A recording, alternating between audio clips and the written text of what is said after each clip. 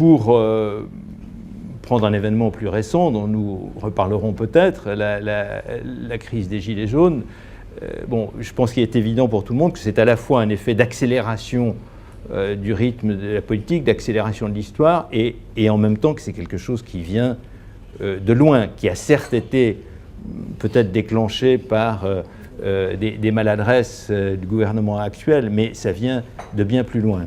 Bon, une des conclusions pratiques de cette première idée est que nous sommes dans des évolutions longues. Alors, on pourra parler, si vous le souhaitez, de savoir s'il peut y avoir des effets d'accélération avec les réseaux sociaux, tout ça. Mais une des conclusions pratiques, c'est que l'avenir, c'est maintenant. Donc, que les dangers qui guettent, par exemple, la démocratie française, c'est maintenant qu'il faut s'en occuper. J'insiste sur ce point parce que, notamment, je sens poindre aujourd'hui, à la faveur de la crise dite des Gilets jaunes, cette image qu'il y aurait un peuple plus ou moins inculte occupant les ronds-points qui menacerait la démocratie, alors que des élites et une bourgeoisie vertueuse la défendraient.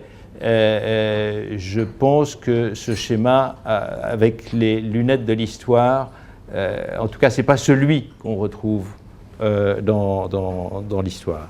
Ce n'est pas très compliqué de sentir qu'il y a une certaine dose de nationalisme qui devient dangereuse. En gros, quand il commence à y avoir exclusion de l'autre, de l'étranger, et qu'on peut poindre à l'idée que les libertés des individus sont moins importantes que l'intérêt supérieur de la nation. La démocratie, ce n'est pas seulement des institutions. C'est, comme disent les Américains, c'est le fait d'être d'accord pour ne pas être d'accord.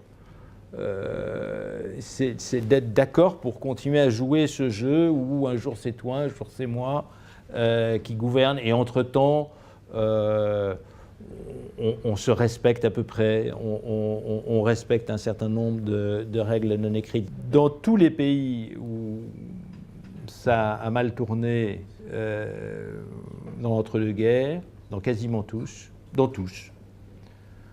il y a une composante lutte des classes.